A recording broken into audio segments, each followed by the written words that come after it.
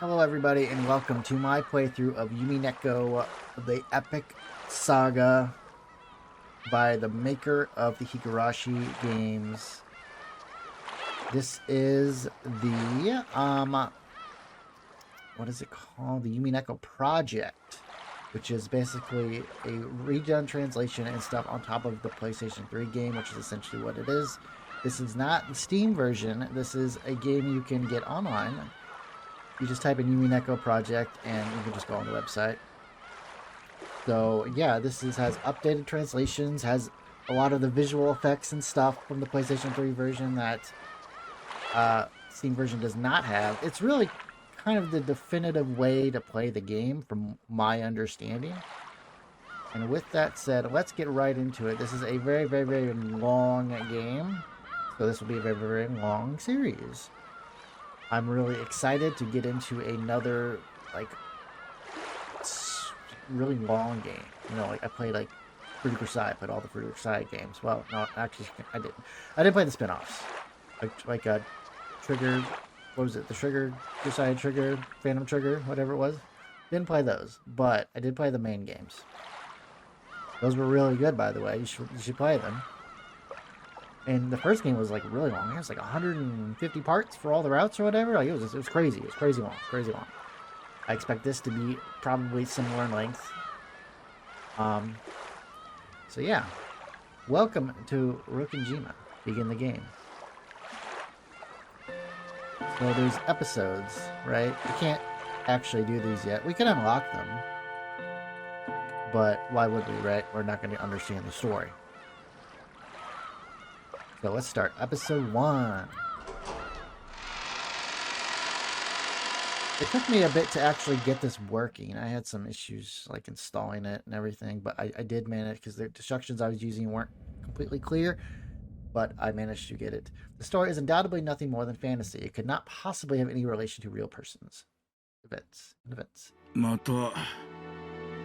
So, got the Japanese language. Obviously, it's in English. It has to be because I'm not going to read it again. And it's got the lip syncing, which is really cool. Spelled not overcome your love of alcohol. The old physician let out a sigh as he removed the stethoscope. 2 elderly men could be seen in the dimly lit study, which was filled with dust and a sickly sweet stench. In the corner of this room, which was much larger than most people would call a study, that is a very large room, was an expensive-looking bed, a man undergoing medical examination, and the physician conducting it. There was also what appeared to be a servant watching over the whole scene. So I don't know how much I'm going to read. I'm not going to... I mean, they're obviously talking. I don't think you needed me to read this. I mean, you can read, right? I hope you can read. Bottle is his only friend.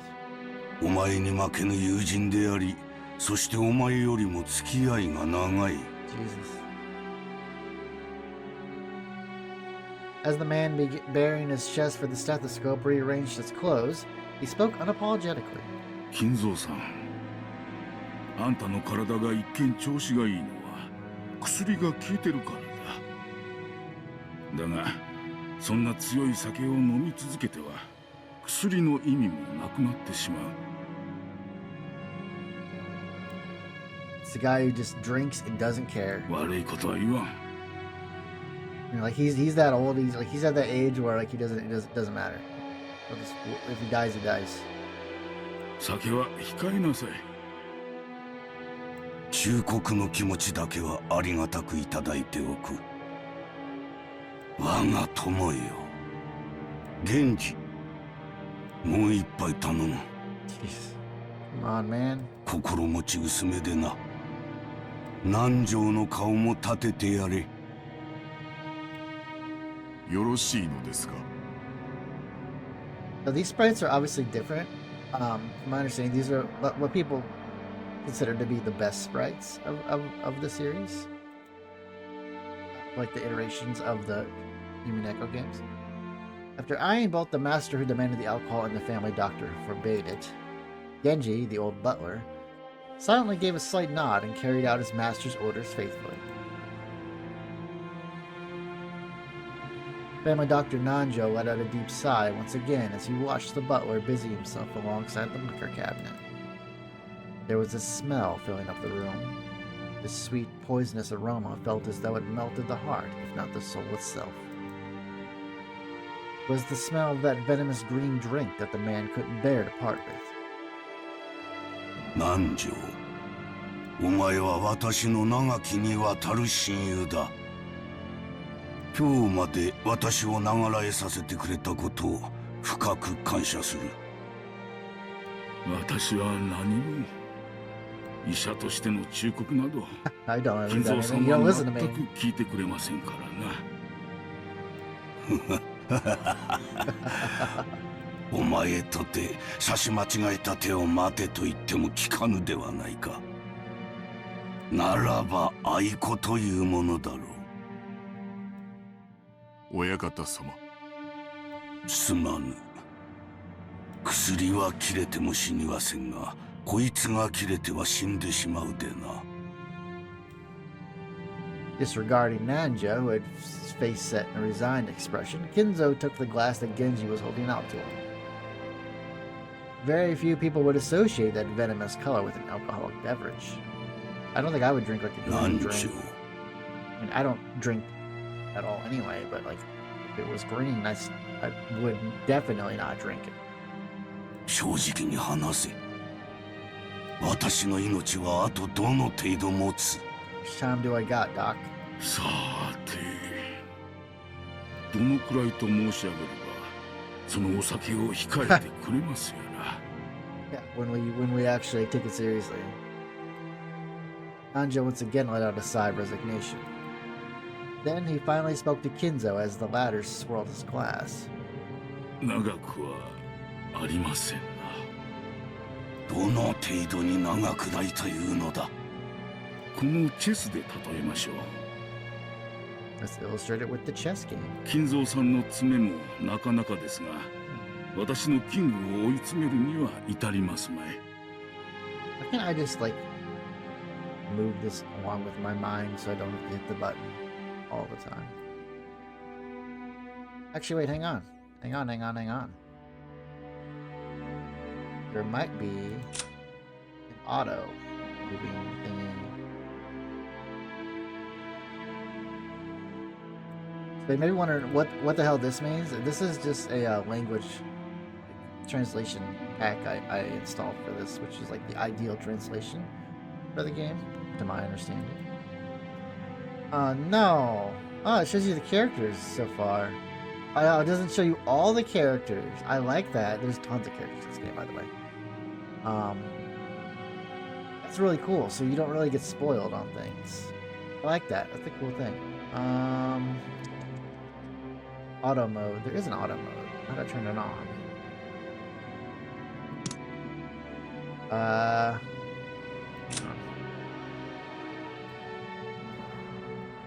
Oh wait, hang on. It's got.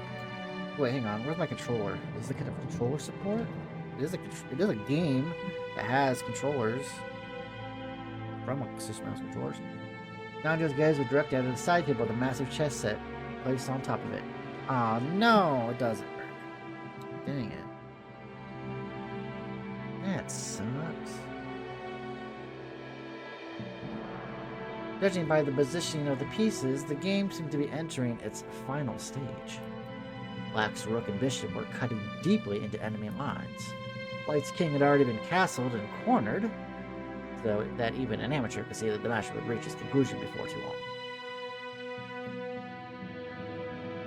Every time Nanjo came to give medical examination, both of them would make a few moves. Nanjo was hinting that Kinzo would most likely fall in his eternal sleep before this game could be concluded. These were less the words of a physician than they were the words of an old friend. 普通の患者になら遺言を書くよう勧める頃です。 Wait, a guy like this does not have a will? That's crazy. 遺言とはなんだ南條。私の屍をどのように食い散らかせとハゲタカどもに指南する書き置きなのか。 Okay, I can see why he doesn't have one. いや、違いますぞ。遺言は意思を残すことだ。遺産分配のことだけを書くものじゃない。ほう。遺産分配以外に書くこととは何なのか。心残りややり残し、受け継いでほしいことや伝えたいこと、何でもいいんです。受け継いでほしいことや伝えたいことだと？バカバカしい。この後ろ宮金蔵、後に残したいことも伝えたいこともただの一つもないわ。裸一貫で生まれた。そして裸一貫で死ぬ。バカ息子どもに残したいものなど何一つないわ。He does not like his children. もしも訪れる最後が今日だとしても今だとしても、私は何も恐れることなくその死の運命を受け入れようではないか。金蔵さん、全てを築き上げた。富も名誉も全てだ。それらは私と共に築き上げられ、私と共に失われよう。後に残してやるものなど何もないわ。何もない。あとは野となれ山となれ。墓も棺も何も望まぬわ。それが魔女と私の契約だ。私が死ぬ時に全てを失う。初めからその約束だからこそ何も残らぬのだ。何も残せぬのだ。Kind of reminds me of the TV show Succession, if you've seen that on HBO. It's really good. About a media mogul who basically just hates his children and fucks with them, and they all try to fight for his fortune and his power. Really good show. After reaching a furious crescendo, Kinzo suddenly slumped over. His expression was limp and feeble, as though an evil spirit had possessed him and left. だが未練がある。残すものは何一つないが、残したまま行けぬものが一つだけある。それを書き記せばいい。Oh, wait, hang on, actually. Alright, I'm sorry, I keep changing stuff, I apologize. Interface. Dual shock. Does this work? No. But... oh, it doesn't work still. Dang it. Oh well. もちろん生きているうちにこなせればそれでいい。 Really bummer. I love it when these games have controller support. だが万一の時、残された者がそれを引き継いでくれる。自分に万一があっても必ずその心残りが解決できるように残していく。それが遺言というものです。When Nanjo tried to gently pat Kinzo's shoulder, the dying man flew into a sudden rage and batted away Nanjo's hand. ダメだダメだダメだ。私が生きているうちでなくてはならぬ。私は死ねば魂はすぐに契約の悪魔に食らわれて消え去ってしまう。死後の世界も安らぎも私にはないのだ。だから全ては私が生きているうちでなければならぬ。だから遺言状など私には必要ない。He wants it done while he's alive, because if he dies, then whatever he's talking about will happen, and it won't mean anything. そのようなものを書く暇があったなら私は見たい。もう一度見たい。ベアトリーチェの微笑む顔がもう一度見たい。はあ、ベアトリーチェ、なぜに私をこれほどまでに拒むのか。今こそお前に与えられた全てを返そう。全てを失おう。Damn, he's ready to give up everything just to see this person one more time. だから最後にもう一度だけお前の美少を見せてくれ。That's not love. I don't know what is. ベアトリーチェ、頼む、交渉だ。聞こえているはずだ。お前はそういう女だ。頼む、姿を見せてくれ。いるんだろう。聞こえていながら姿を消し、今もこの部屋のどこかで私を嘲笑っているのだろう。私の前にもう一度現れてくれ。そして微笑んでくれ。なじってくれてもいい。望むならお前の手で私の命を奪ってくれてもいい。このまま一人で死にたくない。お前の微笑みを再び一目見るまでは絶対に死ねないのだ。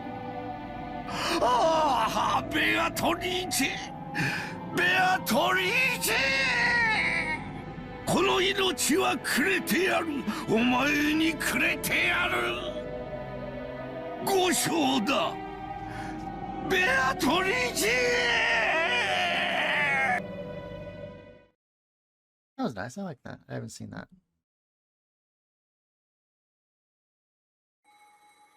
October 4th, 1986, the first day. Oh, I wasn't born yet. Not quite. Wouldn't be for a few more months.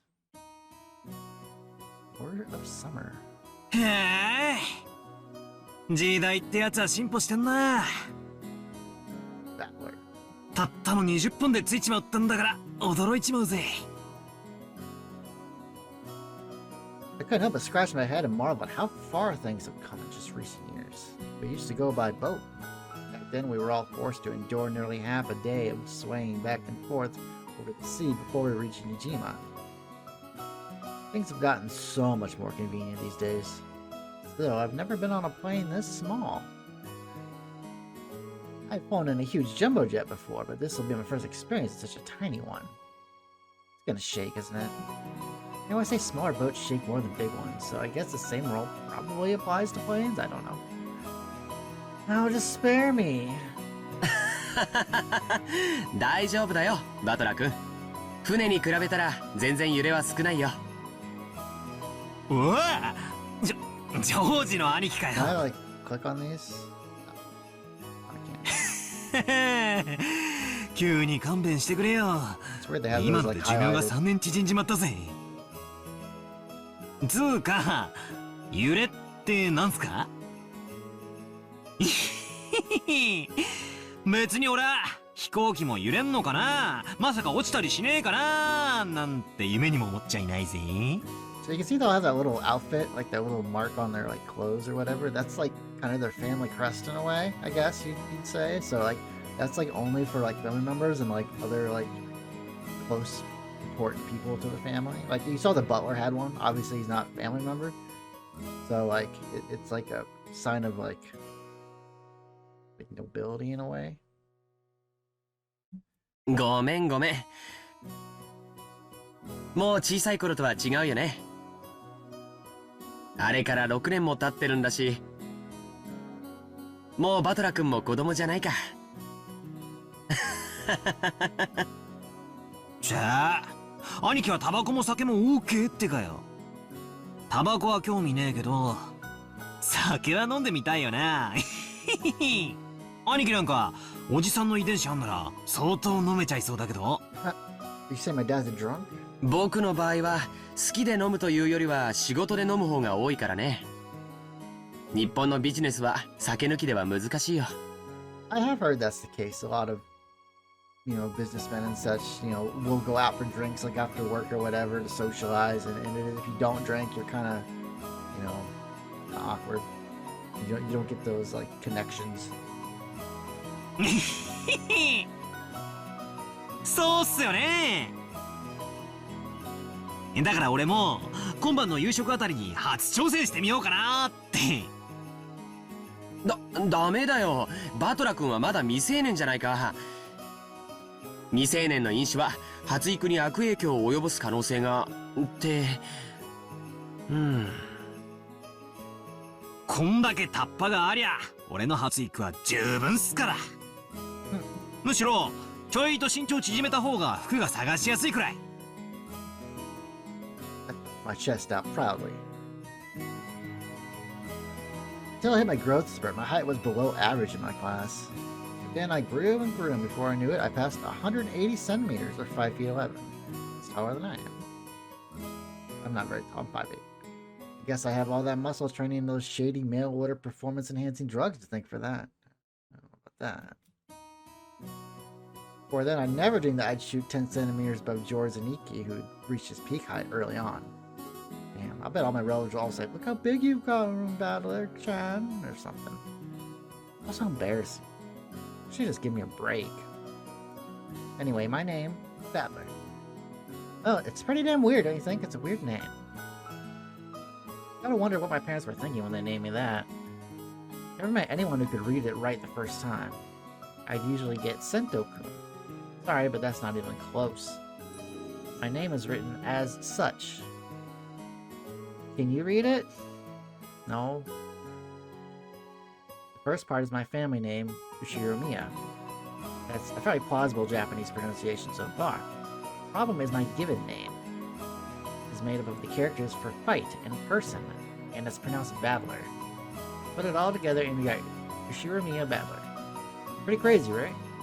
Crazy enough my parents had to call me that, but it's even more crazy that some government worker let them make it official.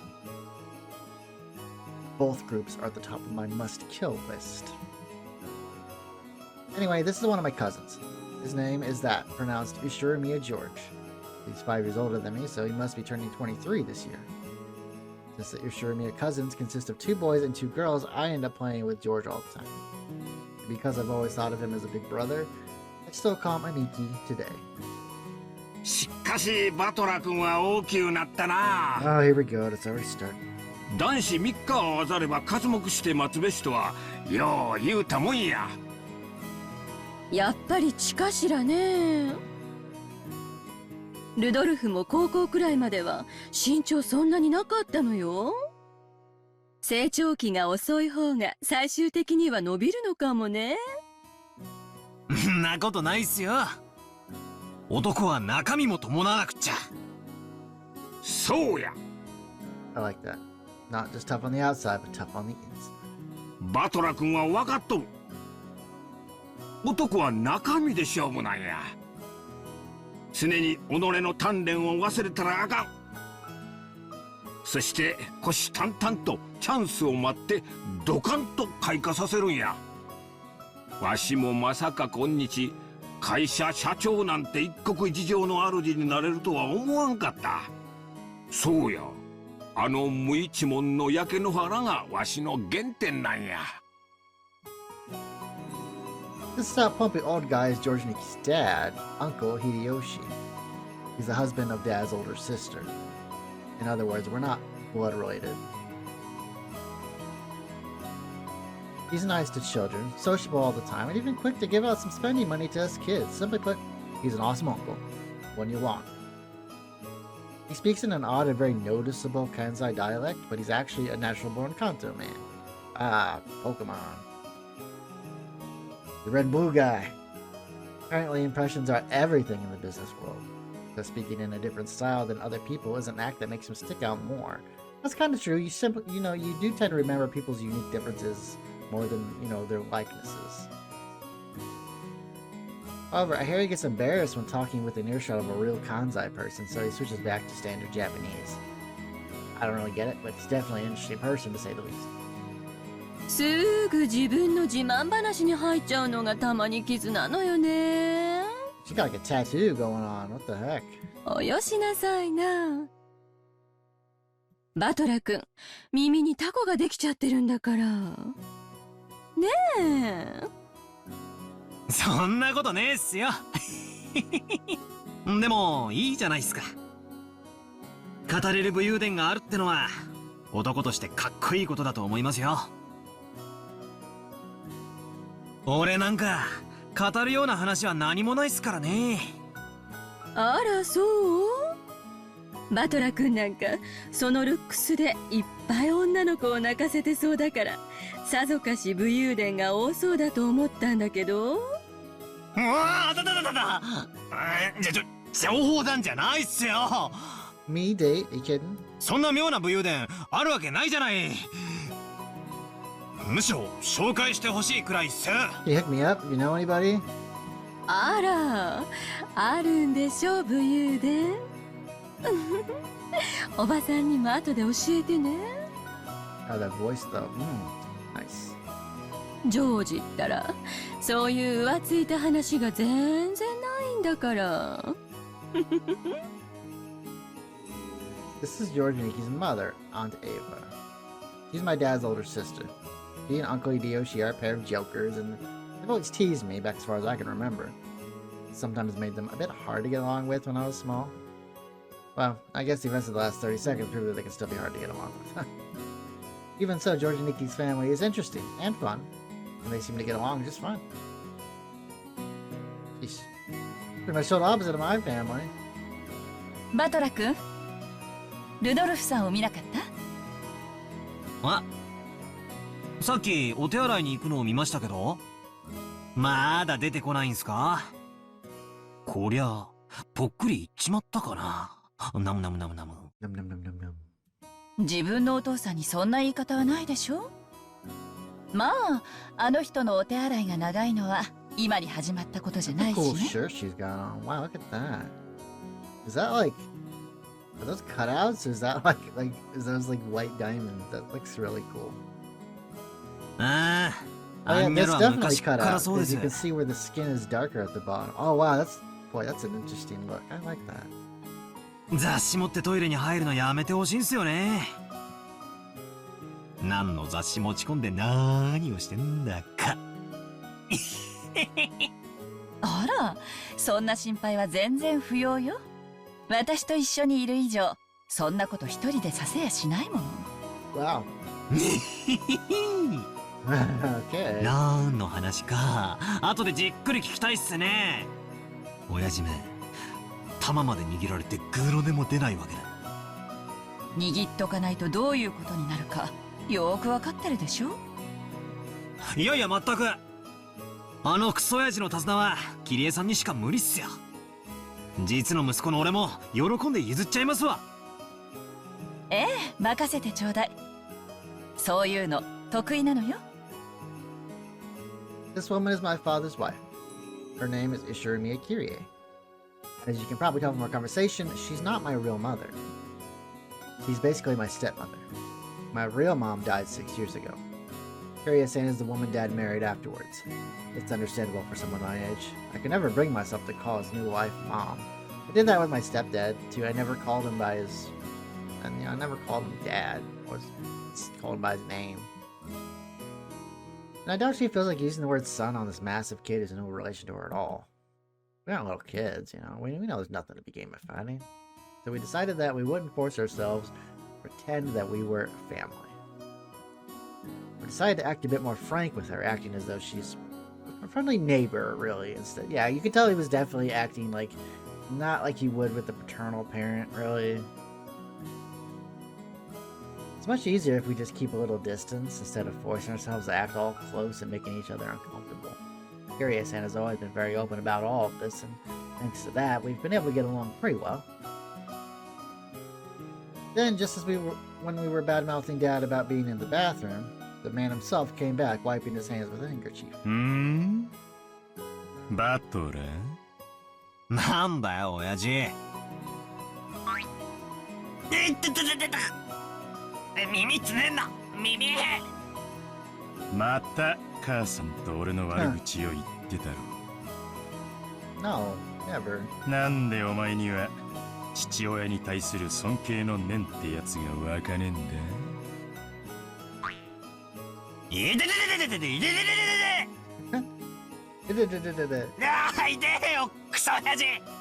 俺の耳伸ばしたって空は飛べねえぞ。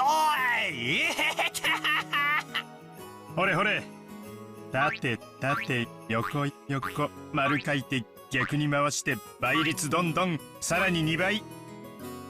Oh, I almost said the Konami code. お父様、失礼なこと言ってごめんなさいって言ってみろ。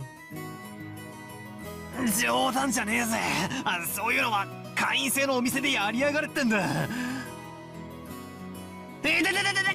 から話せって。This little bastard is my dad. I think I'm pretty tall myself, but Dad is just about as tall as I am. So I'm surprised Aunt Ava started talking about Dad's blood when she saw my height. By the way, my height isn't the only thing I got from him. Seems having weird names runs in the family. Dad's full name is written as such. You can't read it, can you? No, I can't. Thank you for insulting me. Come on, it's just that. Anyway, this guy's name is pronounced Rudolph. He must hate grandfather for giving him that name. Still, that's no reason to pass that weird naming tradition on to me. As the old bastard twisted my ear all over the place, Aunt Ava snuck up behind him and grabbed his ear. こらこらルドルフ、息子に乱暴してるんじゃないわよ。言ってよ姉貴。 This scene perfectly illustrated the relationship between the prankster younger brother and the older sister who could deal out punishment to him despite his size. エヴァ姉さん、そのくらいにしてあげてください。同じ分、後で反対の耳を私が引っ張って伸ばしておきますので。あら、ごめんなさいね。キリエさんの引っ張る分も残しておかなくっちゃ。ルドルフ、後でたっぷりキリエさんにお仕置きしてもらいなさいね。たく、姉貴こそ弟いじめもいいとこだぜ。秀吉兄さんもこんな姉貴を拾ってくれて本当にありがとうございます。兄さんの寛大さがなかったら今でもまだ売れ残ってますよ。弟として申し訳ないです。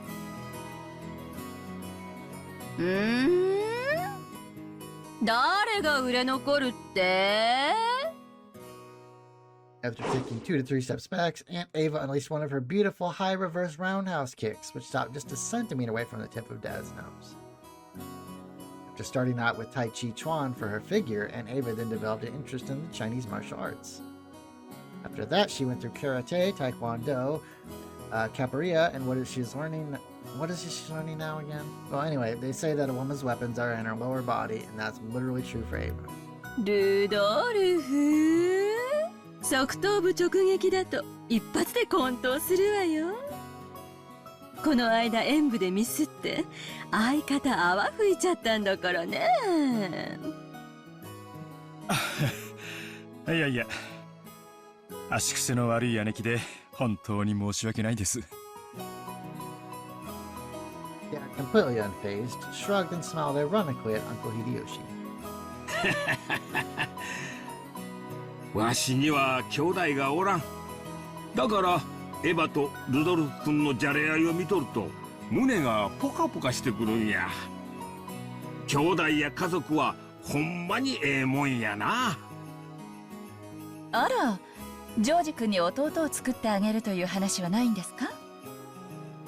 もうジョージ君も立派な大人になって手も離れたでしょうから、次の子がいてもいいでしょうに。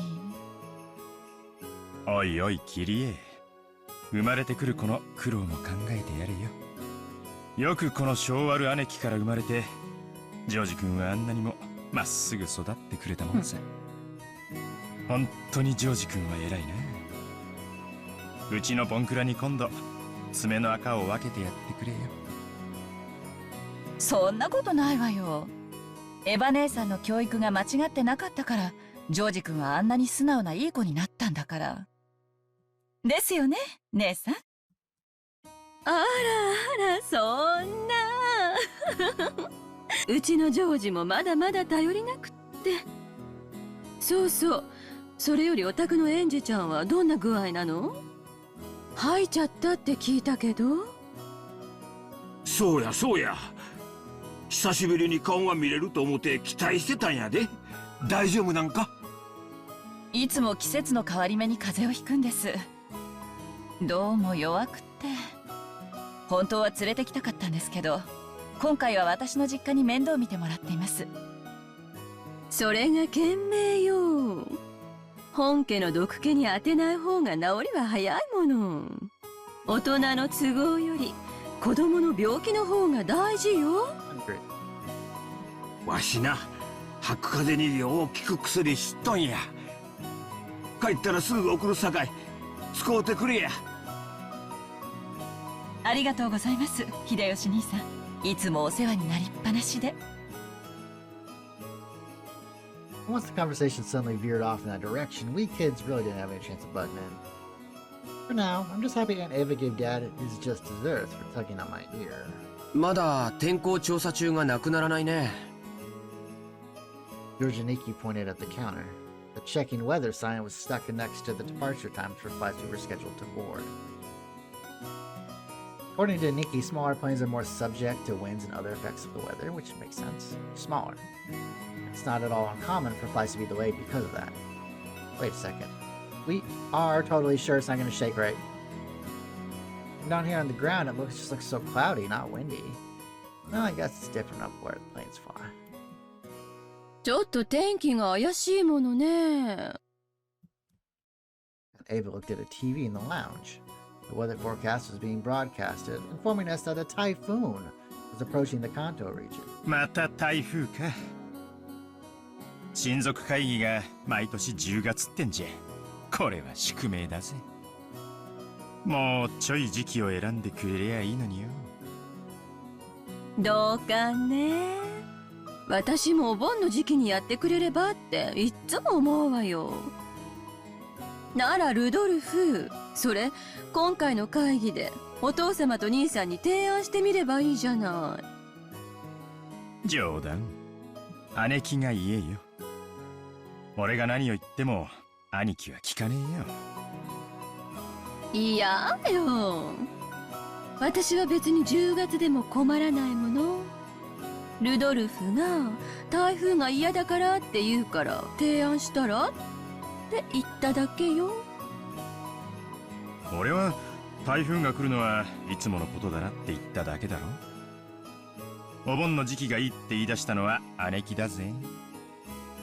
あら、去年ルドルフも言ったわよ。お盆の時期なら仕事のスケジュールとも合わせやすいのにって。言ってねえだろ、そんなことよ。言ったわよ。私、そういうのは絶対忘れないもん。いや、言ってねえよ。言ってんのはいつも姉貴だよ。Tell their brother and sister. 知ってる？寸止めって高等技術なのよ。チッ、いい年した女がはしたないことばっかしてんじゃねえぜ。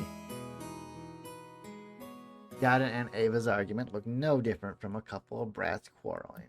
普段は父親や母親として振る舞っていても、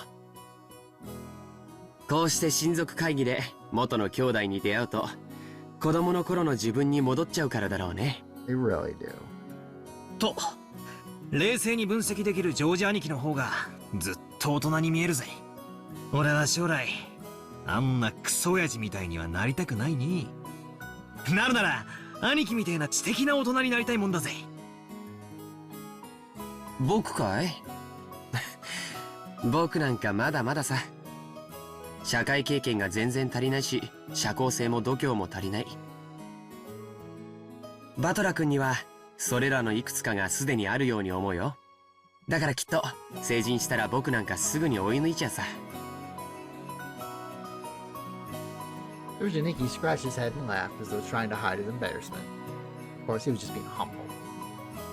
Umineko entered a university and became an apprentice at Uncle Hideyoshi's company at the same time, studying both academics and how to become a business emperor in parallel.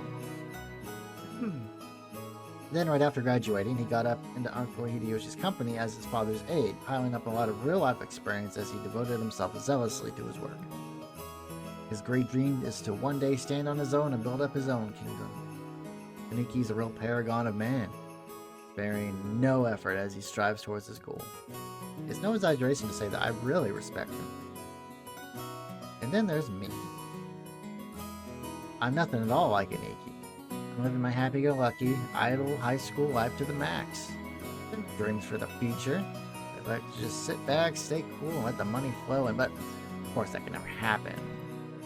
When Umineko was my age, he had already formed an impressive objective and had started devoting himself towards studying for that goal, so I guess I can't compare at all. My dad just says, surely you can study at my company if you like cleaning toilets. Anyway, I'm not going to be in the debt of that old bastard. I'll find my way myself. If only willpower was all it took to become an adult. They go on one of those self-searching journeys that are all the rage these days. Well, it's not like I can mooch off my parents for that kind of money. Oh! Right then, Uncle Hideyoshi shouted out loudly. He's a really nice person on the whole, but he does have a problem controlling the volume of his voice. When I looked over, I saw he was greeting Aunt Rosa, who had come late. Oh! Rosa さんやないか。マリアちゃん、久しぶりやの。久しぶり。マリア、お久しぶりです。でしょ？言ってごらん。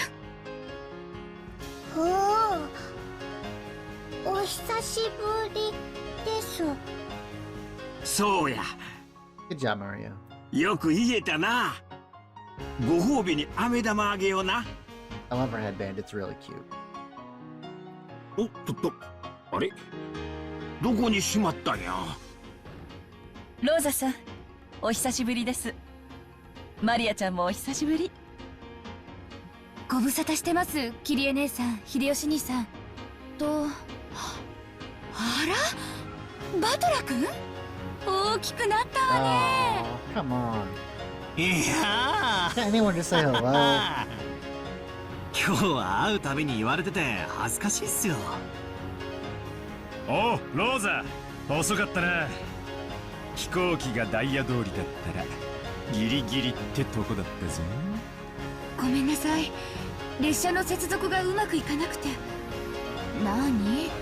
また天候調査中なの？ぼやかないぼやかない。船で6時間も揺られるくらいなら飛行機でほんの30分の方がずっとマシよ。I actually like riding on boats. They're very nice and like relaxing. たとえ1時間余計に待たされ Although た I っ would て rather 全然早いん spend だか 30 minutes in a ら。 plane than 6 hours on a boat for sure. I mean, if I had a choice.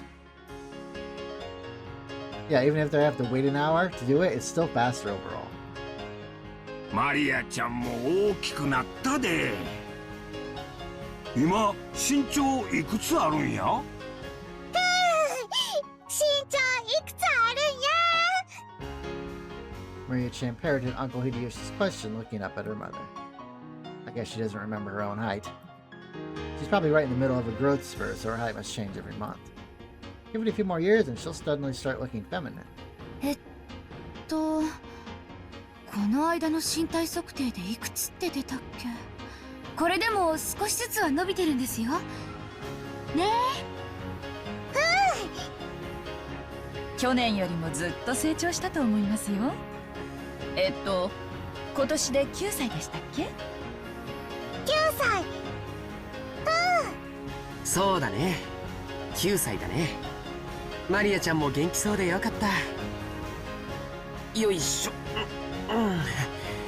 もう高いをするにはちょっと重くなってきたかな。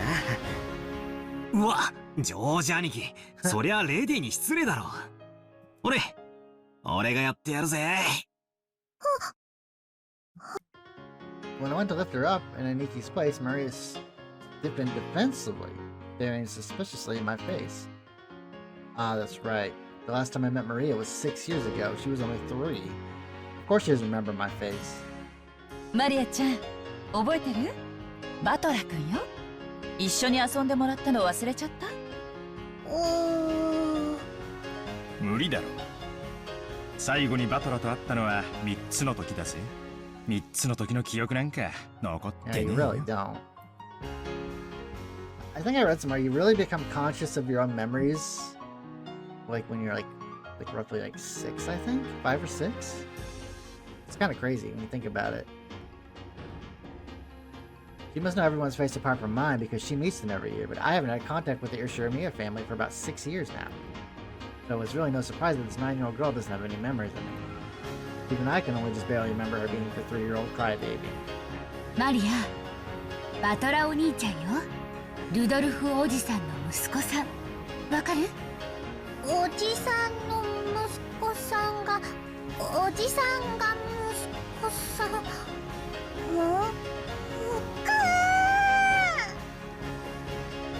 That ooh sound was probably her brain going into overload of that complicated explanation.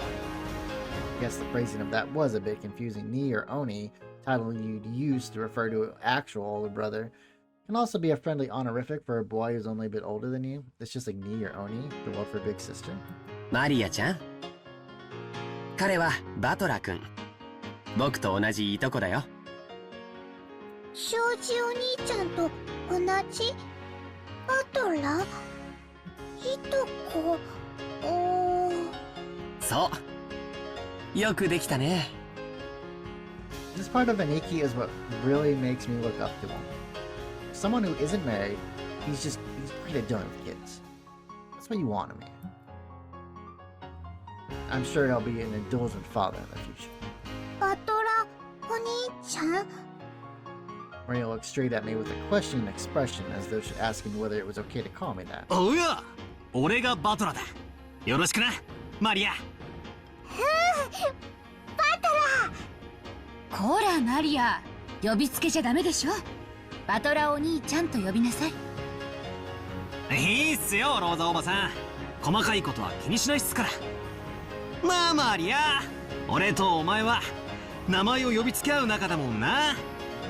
バトラバトラバトラ。 If it was a yes. おや、マリアマリアマリア。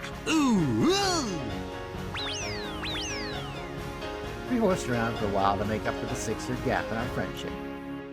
He probably still thinks of me as nothing more than just a big new friend, but things will probably work out as we get to know each other again.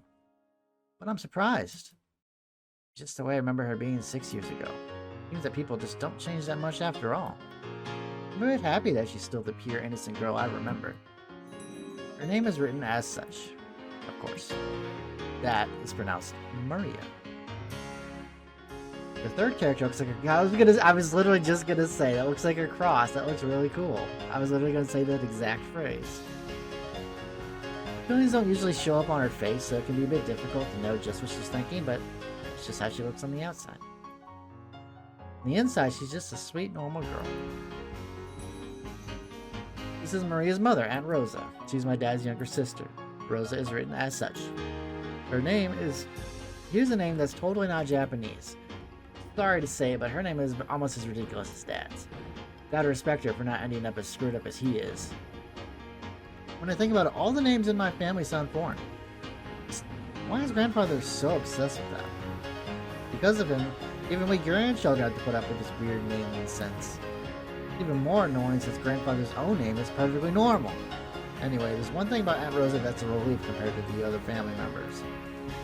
The old bastard and Aunt Ava have this annoying urge to tease and mock people all the time, but even though she shares their blood, Aunt Rosa isn't really like that at all. He is the most common sense among all of the siblings. With Uncle Hideyoshi, she's a kind aunt who will always be on the kid's side. However, possibly because she's more strict as a parent, she's not liberal with handing out spending money like Uncle Hideyoshi. Okay. Now we have the entire group of fun members who are going to board the plane. At that moment, as though it had waited for all of us to arrive, conveniently, an announcement rang out the lobby. お待たせしました。新島行き201便の搭乗をこれより開始いたします。ご搭乗のお客様はカウンター前の It's about 白線前 time. 2列でお並びください。ローザ、搭乗手続きまだだろ。急げ急げ。いけない。マリア、いらっしゃい。 We had to go through a metal detector before going out on the runway. Our small plane wasn't as massive as an international flight, but it was still a plane. A staff member holding a metal detector checked us all. Once all of us cleared the check, we followed the staff member out onto the runway. And to think of it, everyone here is in the Ushiromiya family. It's like this is a reserved charter flight or something. Our group stopped in front of the entrance to the airplane. Then our guide turned around and spoke, looking down at the passenger list to see. それではこれよりご搭乗となります。名簿をお読み上げいたしますので、前方の座席右側から順に右左、次の列の右左と詰めてお座りになってください。 Okay. それではお読み上げいたします。後宮秀吉様。わしからか？はい。そうだ、エヴァ。飴玉あるか？さっきから探してるんだが見つからないんや。後宮エヴァ様。ハンドバッグの中よ。機内に入ったら出すわ。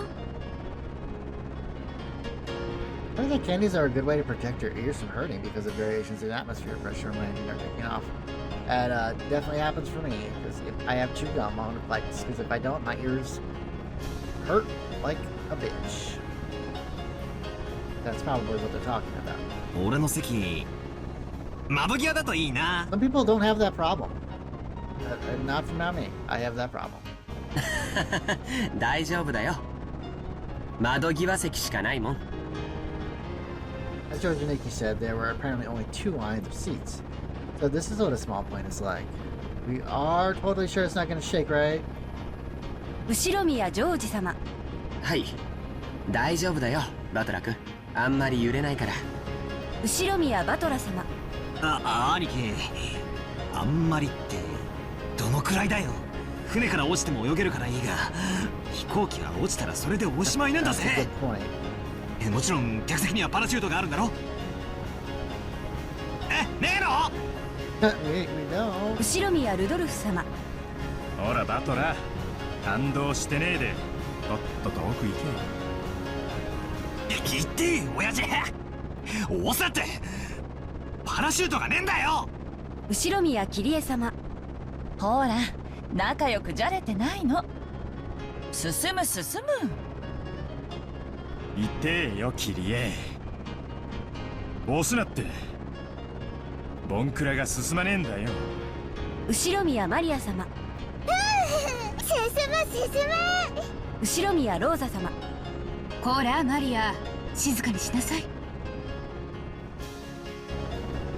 こちらは機長の川端です。本日は新東京航空201便をご利用いただき誠に新島空港までは約20分のフライトの予定です。 20 minutes and nothing. 上空の気流が乱れているとの報告が入っています。 Uh-oh. 多少の揺れがあるかもしれませんので離陸後もシートベルトは外さないようにお願いいたします。兄貴、シートベルト外しちゃいけない揺れってなんだよ。I like it. ジャンボ機なら離陸後はシートベルト外せるぜ。それが外しちゃいけないってどんな揺れだよ。くそー、騙された。何が揺れないだ。パラシュートはどこだよ。やっぱり俺は船が良かった。